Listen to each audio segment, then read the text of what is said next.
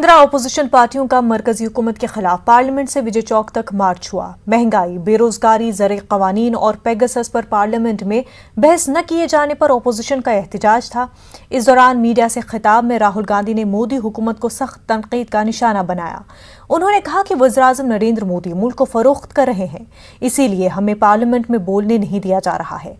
वहीं शिवसेना लीडर संजय राउत का कहना है कि पार्लियामेंट में मार्शल लॉ लगाया गया, ऐसा लगा कि वो पाकिस्तान बॉर्डर पर खड़े हैं और उन्हें रोका जा रहा है। जबकि आरजेडी लीडर मनोज झा ने कहा कि जब पार्लियामेंट को आवारा बना दिया जाए तो सड़कों को रोशन करना होगा।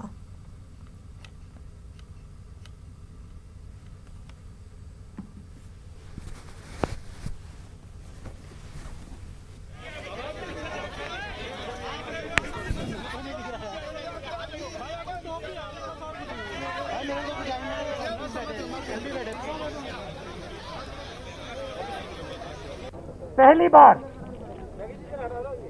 बार राज्यसभा में सांसदों की पिटाई की गई है।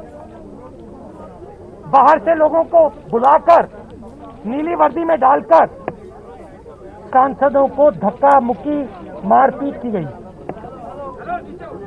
और आप ये सवाल पूछ रहे हो कि स्पीकर को दुख हो रहा है, वाइस चेयरमैन को दुख हो रहा है। चेयरमैन की क्या जिम्मेदारी है? चेयरमैन की जिम्मेदारी हाउस को चलाने की है। चेयरमैन ने हाउस को पिछले दिनों में क्यों नहीं चलाया? स्पीकर ने क्यों नहीं चलाया? जो विपक्ष के दिल में बात है वो हम क्यों नहीं रख सकते हैं? इसका क्या जवाब है? मैं आपको बताता हूं। जाइए मैं आपको बताता हूं, मैं आपको और हिंदुस्तान को बताता हूं यहां हाउस में कौन किस प्रकार से विपक्ष को रोक रहा है। हिंदुस्तान के प्रधानमंत्री, भाइयों और बहनों, युवाओं, जो आप घर में बंद हो आज, जो आपके फोन में पेगासस है, आप सुनिए, हिंदुस्तान का प्रधानमंत्री इस देश को बेचने का काम कर रहा है। इसीलिए विपक्ष हाउस के अंदर ना किसानों की बात कर सकता है, ना बेरोजगारों की बात कर सकता है, ना इंश्योरेंस बिल की बात कर सकता है, ना पेगासस की बात कर सकता है। यह सच्चाई है। हिंदुस्तान का प्रधानमंत्री हिंदुस्तान को बेच रहा है। जिस तरह से कल राज्यसभा में मार्शल के ड्रेस पर बाहर से प्राइवेट लोग आकर हमारे महिला सांसद और हमारे सभी सांसदों के ऊपर हमला करने की कोशिश की, मुझे लगा ये मार्शल नहीं थे, मार्शल लॉ लगाया था राज्यसभा में और पार्लियामेंट में। हमने इस प्रकार से जो लोग खड़े थे कल, तो मैंने तो बोला कि मुझे लगता है कि मैं पाकिस्तान बॉर्डर पे खड़ा हूं और हमें रोका जा रहा है अंदर जाने से। इस देश में कल पवार साहब ने जो कहा है कि उनके 55 साल के संसदीय लोकशाही के पूरे जीवन में इस प्रकार का चित्र ना खड़गे साहब ने देखा है, ना पवार साहब ने देखा है, और 20 साल में ना हमने देखा है। ये पूरा संसद का जो सत्र रहा है, ये मैं समझता हूं कि बहुत ही हमारे सब लोगों के लिए शर्मनाक रहा है। कल हमारे नेता शरद पवार जी ने राज्यसभा में बैठे हुए जो प्रोसीडिंग्स हो रही थी उसके बारे में टिप्पणी की है, और जो आप सभी लोगों ने आज अखबारों में भी कैरी किया है कि उन्होंने अपने संसदीय जीवन में इस प्रकार की शर्मनाक घटनाओं को कभी देखा नहीं है। और ये जिम्मेदारी सरकार की बनती है कि वे संसद को सुचारू रूप से चलाने के लिए सहयोग करे। केवल भारतीय जनता पार्टी का नहीं है, 135 करोड़ देशवासियों का है। इसलिए पूरे देश के सभी सांसदों की जिम्मेदारी है, विपक्ष की जिम्मेदारी है कि देश को बचाने की जिम्मेदारी है। तो समाजवादी पार्टी पूरी तरह से विपक्ष के साथ में है। हम लोग चाहते हैं कि इसकी चर्चा हो, लेकिन भारतीय जनता पार्टी लोकतंत्र की हत्या कर रही है और जिस तरह से वहाँ कष्ट कर रही है वो हम तो 30 साल की हमारी भी राजनीति है, हम लोग विधानसभा में रहे, लोकसभा में रहे और राज्यसभा में दूसरी बार है। आज तक ऐसा कभी नहीं हुआ जिस तरह से कल महिलाओं के साथ, हमारे सांसदों के साथ हुआ। हमारे अधिकारों का हनन हुआ। हम यहाँ क्यों आए? हम सिर्फ आपके माध्यम से, चूंकि संसद में हमें बोलने नहीं दिया गया। संसद चर्चा की चीज है, विमर्श का चीज है। हम पड़ोसी मुल्कों के बारे में मार्शल लॉ सुनते थे। कल हमने अपनी आंखों से मार्शल लॉ जैसी परिस्थितियां संसद के अंदर देखी। इंश्योरेंस बिल पार्लियामेंट ने पास नहीं किया, मार्शल लॉ ने पास किया है। उसी तरह जैसे कृषि कानून, संसद में हम बेरोजगारी का मुद्दा उठाना चाहते थे, हम महंगाई का मुद्दा उठाना चाहते थे, हम काले कानूनों, किसान कानूनों की वापसी चाहते थे, हम पेगासस पर चर्चा चाहते थे। और इन सारी चर्चाओं में देश की सत्ता प्रतिष्ठान का अहंकार और गुरूर सामने आ रहा था। इसलिए राष्ट्रीय जनता दल की ओर से हमारा मानना है कि जब संसद को आवारा बना दिया जाए, लोहिया जी कहते थे, तो सड़कों को रोशन करना होगा। ये शुरुआत है सड़कों को रोशन करने की, और यकीन दिलाते हैं इस अहंकार का प्रतिकार जनता करेगी। सीधे तौर पर सरकार से आप क्या कहना चाहते हैं? सरकार से हम कहना चाहते हैं कि आप अगर लोकतंत्रता को सुरक्षा करना चाहते हैं तो विपक्ष के बिना सुना ये नहीं हो जाएगा। लोकतंत्र तो ऐसे नहीं है कि आप अपनी ही मर्जी कर दीजिए, बिल लेके आइए, बिना चर्चा से पास कर दीजिए, डोसा बनाने के जैसे, या पापड़ी चाट जिसने कहा इस किस्म की राजनीति जो है ये तो बिल्कुल हमारे लोकतंत्रता के विरोध है। और हम चाहते हैं कि जनता समझे कि उनके बड़े बड़े मुद्दे जो हैं, उनके विषय जो हैं, ये सुनाने के लिए हम तैयार थे, सरकार सुनने के लिए तैयार नहीं थी। लेकिन इस तरीके से पार्लियामेंट चलती रही, लगातार क्लैश बना रहा और कोई बातचीत नहीं हुई। सरकार की तरफ से लगातार विपक्ष को ही कहा गया, विपक्ष अपने ही साथियों की आवाज दबा रहा है। देखिए, बात यह है कि हम सब कुछ बोलने के लिए तैयार थे। पेगासस विषय जो हमारे देश में एक सर्वेलेंस स्टेट बना रहा है सब लोग की बातचीत जानने के लिए, कोविड जहां हमारे देश में वैक्सीन की कमी है, अर्थव्यवस्था जहां जो गिरते गिरते जा रहे हैं, बेरोजगारी जो उड़ते उड़ते जा रहे हैं, ये सब के बारे में, और किसान विरोधी कानून के बारे में, ये सब विषय हम उठाना चाहते थे।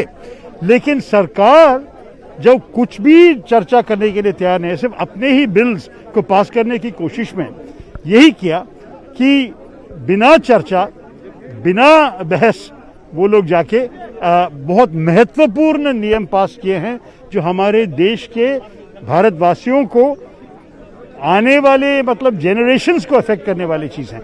तो हम चाहते हैं कि जनता समझें कि विपक्ष इसमें एक साथ हैं, क्योंकि विपक्ष यही चाहते हैं कि जो भी सरकार करना चाहते हैं डेमोक्रेटिकली, लोकतंत्रता से लोगों के साथ करें। आप कह रहे हैं कि जमहूरियत खत्म हो रही है, लोकतंत्र खत्म हो रहा है, लेकिन जो कुछ पार्लियामेंट में होता रहा, सरकार और विपक्ष में जिस तरह की बातें होती रही, अल्टीमेटली डिस्कशन नहीं हुआ। 2 दिन पहले पार्लियामेंट खत्म करना पड़ा। ये तो बहुत बुरी बात है ना। मैं तो आपके साथ सहमत हूँ। हम चाहते हैं, हम तो तैयार होके आते हैं बहस करने के लिए।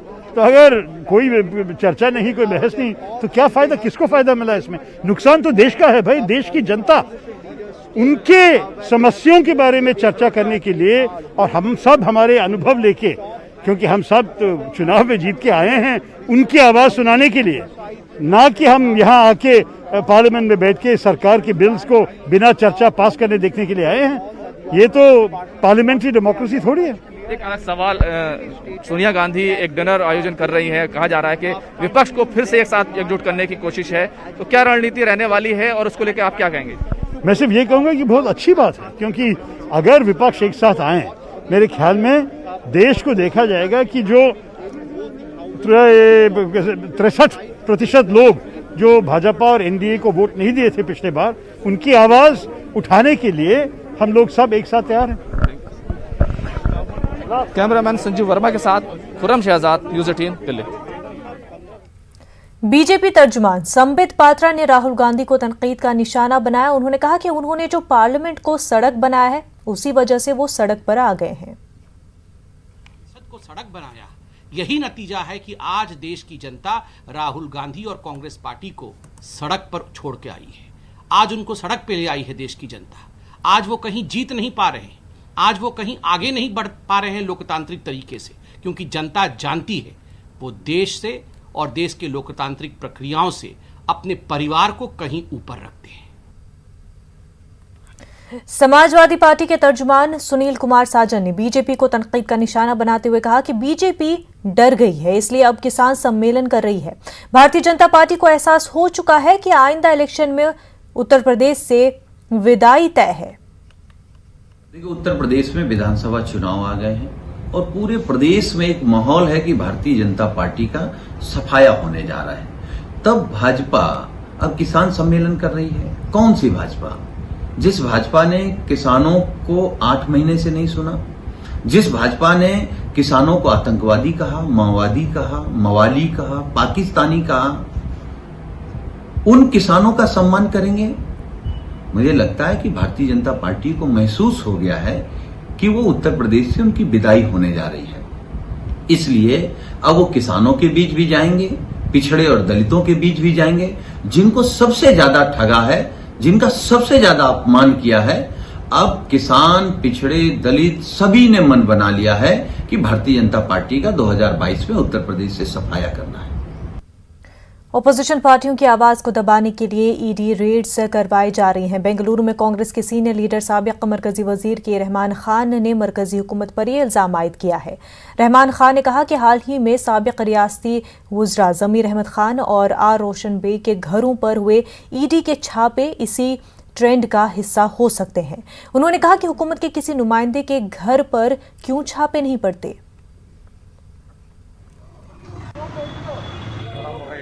पहले भी ये सारे हिंदुस्तान में एक ट्रेंड बना हुआ है कि जो भी अपोजिशन लीडर्स हैं उनको ईडी और आईटीआर से राइड हो रहे हैं, तो इसमें कोई शक नहीं कि ये राइड्स भी उसी सिलसिले के होंगे। तो क्या वजह क्या है सर, कैसे?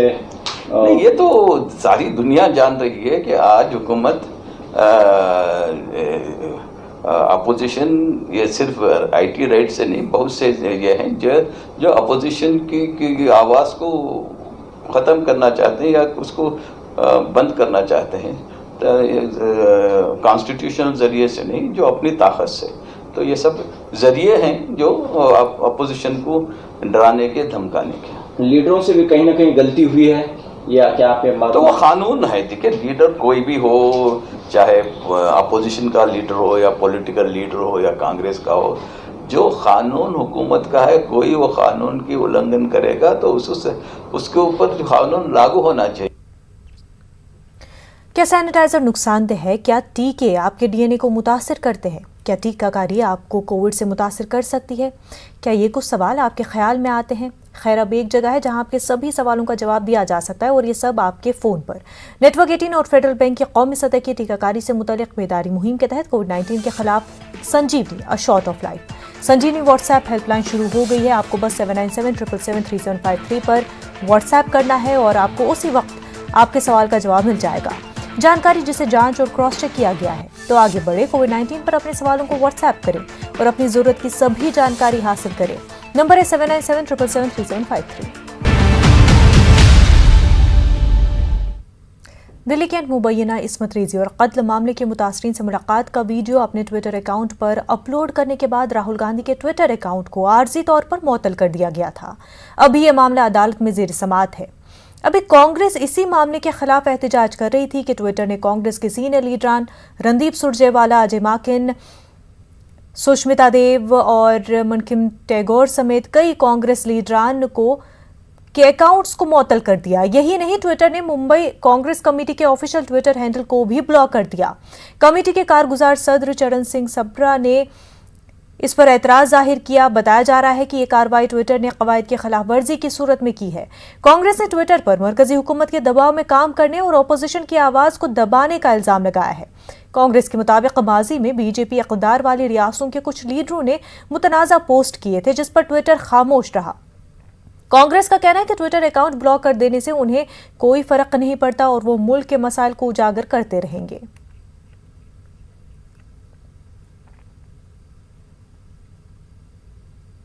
कांग्रेस कमेटी और राहुल गांधी के ट्विटर अकाउंट ब्लॉक होने के मामले पर मरकजी वजीर मुख्तार अब्बास नकवी ने क्या रद्द-ए-अमल का इजहार किया। वहीं पार्लियामेंट में हुए हंगामे पर मुख्तार अब्बास नकवी ने कांग्रेस को ही तनकीद का निशाना बनाया। मुख्तार अब्बास नकवी से बातचीत की हमारे नुमाइंदे विनीत कुमार ने, आइए देखते हैं। हमारे साथ केंद्रीय मंत्री मुख्तार अब्बास नकवी, उनसे हम बात करते हैं। सर, जिस तरह से कांग्रेस का प्रोटेस्ट हो रहा है, उनका कहना है कि केंद्र सरकार के कारण उनका ट्विटर अकाउंट ब्लॉक हुआ है। देखो, पहली बात तो ये है कि ये जो लोग अभी ये कह रहे हैं कि ट्विटर अकाउंट उनका ब्लॉक हुआ कि नहीं हुआ, मैं तो देखता नहीं उनका ट्विटर। लेकिन ये वो लोग हैं जो लोग कि जब बीजेपी के नेताओं का, मंत्रियों का ट्विटर अकाउंट ब्लॉक होता था, सस्पेंड होता था, तो ट्विटर के प्रवक्ता के रूप में सबसे आगे आके खड़े हो जाते थे। अब इनको क्या हो गया? अब क्या प्रॉब्लम आ गई है इनको? ये तो वही बता पाएंगे। लेकिन सर, आरोप लगा रहे हैं कि केंद्र सरकार की नीतियों के कारण इस तरह के काम हो रही है। अरे भाई, नीतियों के कारण हो रही है या कुनीतियों के कारण हो रही है, ये तो वो तय करेंगे ना। पहली बात, एक बात समझने की ज़रूरत है। मुझे अफसोस की बात है कि आप जब कानून बनता है तो उस पर सवाल खड़े करते हैं, उसके बाद आप जब नहीं बनता तब भी उस पर सवाल खड़ा करते हैं कि आपने कोई ऐसा कानून बनाया नहीं है। और उसके बाद अब जो है वो जब ट्विटर के प्रवक्ता के रूप में आप पहले दिखाई पड़ते हैं, अब जब ट्विटर आपके खिलाफ कुछ कर रहा है तो आप जो है उसको कोस रहे हैं। तो आपकी समस्या है, हमारी समस्या थोड़ी है। सर, आखिरी सवाल जानना चाहूंगा सर, जिस तरह से सदन की कार्रवाई जो है वो तय समय के पहले पे बंद हो गई, कांग्रेस को इस पर भी ऐतराज है। सर देखिए, लोकतंत्र के मंदिर को प्रदूषित करने का पाप और उसके बाद सड़क पे प्रदर्शन, इसको कहते हैं चोरी और सीनाजोरी। और पहले दिन से ये लोग संसद के सत्र को वॉश आउट करने की वॉशिंग मशीन के साथ आए थे और पहले दिन से ये तय करके आए थे कि हम ना डिबेट होने देंगे, ना डिस्कशन होने देंगे, सिर्फ हम डिस्ट्रप्शन करेंगे, हंगामा करेंगे, हिंसा करेंगे। ठीक है, बहुत धन्यवाद। कैमरा नप्पू पाठक के साथ विनीत कुमार, न्यूज 18 दिल्ली।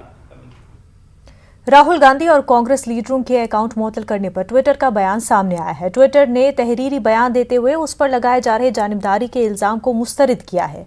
ट्विटर ने लिखा है, ट्विटर के कवायद हमारी सर्विस पर मौजूद हर एक के लिए अदल और गैर जानिबदारी से नाफिज किए जाते हैं। हमने कई 100 ट्वीट्स पर फाल कार्रवाई की है। दहली कैंट में मुबैना इस्मत रेजी और कत्ल के मुतासरीन से राहुल गांधी की मुलाकात का जिक्र करते हुए ट्विटर ने लिखा कि जिन्होंने एक ऐसी तस्वीर शाया की है जिसने हमारे कवायद की खिलाफ वर्जी की है और हमने हमारे निफाज के इख्तियारात की हद के मुताबिक उसके खिलाफ कार्रवाई की है।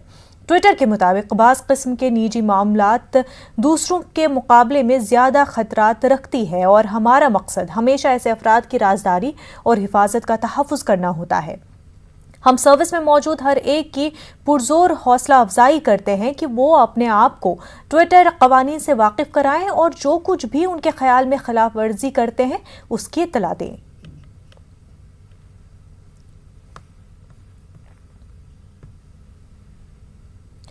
मध्य प्रदेश में कोरोना कहर में गली गली में खुलने वाले अस्पतालों और नर्सिंग होम पर कार्रवाई को लेकर बीजेपी और कांग्रेस के दरमियान सियासी घमासान शुरू हो गया है। हुकूमत का कहना है कि फिजिकल वेरिफिकेशन के जरिए गैर कानूनी तौर पर चलने वाले अस्पतालों और नर्सिंग होम के खिलाफ कार्रवाई की जाएगी। फिजिकल वेरिफिकेशन के जरिए ही सच्चाई सामने आती है।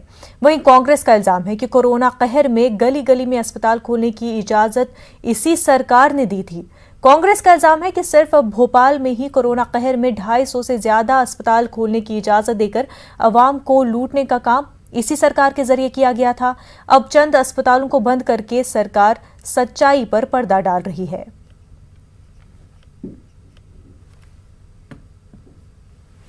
महामारी के बीच में अकेले भोपाल में 200 से 300 अस्पताल पैदा किए गए, जो रातों रात टपरे की तरह सर मशरूमिंग हुई, जिनकी सरकार ने उनको अनुमति दी। 700 से ज़्यादा जो है शिकायतें आईं और 60 अस्पताल बंद करके सरकार अपनी भावाही करना चाहती है। ये कार्रवाई लुटेरी दुल्हने माला डाल के और रात को भाग जाने वाली कार्रवाइयों की तरह है। पहले सरकार को इस बात का संज्ञान लेना चाहिए और सार्वजनिक करना चाहिए कि इन मशरूमिंग हॉस्पिटल्स को किस आधार पर अनुमतियां दी गईं, किन अधिकारियों ने अनुमतियां दी और किस तरह से प्रदेश के मरीजों को लूटा गया। और लूटने के बाद जो है 60 अस्पताल बंद करके जो है काम ख़त्म किया जा रहा है। इसकी जो है बड़े जुडिशियल इंक्वायरी होनी चाहिए, किसी मजिस्ट्रेट से इसकी जांच कराई जानी चाहिए इस घोटाले की। देखिए, हमारी सरकार किसी भी अनियमितता पर जीरो टॉलरेंस पर काम कर रही है और इसीलिए किसी भी सेक्टर की यदि अनियमितता होगी तो उसको पूरी तरह से हम बंद करेंगे और इसीलिए चाहे वो नर्सिंग होम हो या बाकी और प्रकल्प, यदि अनियमितता होगी तो वो बर्दाश्त नहीं किया जाएगा। इस वक्त हमारे साथ हमारे नुमाइंदे मेहताब आलम जुड़ चुके हैं। मेहताब आलम, यहाँ पर नर्सिंग होम और अस्पतालों को लेकर के सियासत शुरू हो गई है और कांग्रेस और बीजेपी एक दूसरे पर इल्जाम लगा रहे हैं। मुनज़्ज़म सियासत जो है शुरू इसलिए हुई है कि कोरोना कहर की अगर हम पिछले साल से मार्च से अब तक की बात करें तो अकेले भोपाल में ही 250 से ज़्यादा अस्पताल जो खुले और पूरे मध्य प्रदेश की बात करें तो इनकी तादाद जो है 900 से ज़्यादा बताई जा रही है और हुकूमत ने अब तक जो कार्रवाई की है 260 जो है नर्सिंग होम के खिलाफ की गई है। उसमें खास और दिलचस्प बात यह है कि अगर भोपाल में कोई अस्पताल या नर्सिंग होम खोला गया है तो उसमें नर्सिंग रेजिडेंट डॉक्टर का जो एड्रेस दिया गया है वो ग्वालियर का है और एक एक आदमी के नाम पर 5-5, 6-6 जो है जगह हॉस्पिटल को रजिस्टर्ड किया गया है। तो सवाल बुनियादी तौर पर यह होता है कि महकमा सेहत ने जो रजिस्ट्रेशन किया था उस वक्त फिजिकल वेरिफिकेशन क्यों नहीं किया, और अगर फिजिकल वेरिफिकेशन किया जाए तो आपको हैरत होगी कि अस्पताल भोपाल में खुला हुआ है लेकिन जिस डॉक्टर का एड्रेस दिया गया है वो ग्वालियर में रहता है और ग्वालियर से भोपाल की अगर दूरी की बात करें तो तकरीबन जो है 400 किलोमीटर की है। एक दिन में कोई भी डॉक्टर यहाँ पर एक साथ जो है भोपाल में या इंदौर के अस्पतालों में अटेंड नहीं कर सकता है। इस तरह से जो है बहुत बड़ी लापरवाही हुई थी और बार बार की खबर दिखाने के बाद ये हुकूमत ने कार्रवाई तो शुरू की है लेकिन यहाँ पर भी जो सियासत इस बात को लेकर हो रही है कि जिन लोगों की जो है तरफदारियां भारतीय जनता पार्टी की तरफ से है उनको छोड़ दिया गया है और वो लोग जो है जिनकी तरफदारियां नहीं थी उन पर कार्रवाई की जा रही है। यही वजह है कि कांग्रेस ने इस पूरे मामले को लेकर जुडिशियल इंक्वायरी की मांग की है। जी बिल्कुल, मेहताब आलम, बेहद शुक्रिया आपका। आगे बढ़ते हैं। उत्तर प्रदेश में मिशन रोजगार के तहत एक प्रोग्राम मुनक्किद किया गया जिसमें सीएम योगी आदित्यनाथ ने शिरकत की और पब्लिक सर्विस कमीशन के जरिए मुंतखब असिस्टेंट टीचर्स और तर्जमानों में तकर्रुरी लेटर तकसीम किए। वज़ीर आला ने सभी उम्मीदवारों को मुबारकबाद पेश की और उनको बेहतर काम करने की तरकीब दी। यूपी पब्लिक सर्विस कमीशन के जरिए 2046 उम्मीदवारों का इंतखाब किया गया है।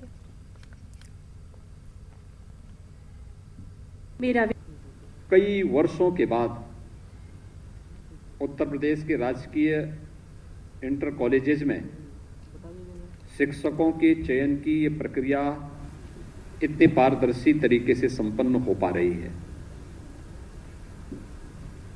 विगत 4 वर्षों के दौरान प्रदेश सरकार ने पूरा प्रयास किया कि हम शिक्षकों की भर्ती की प्रक्रिया को तेजी से करते हुए रिक्तियों को पूरी तरह भरें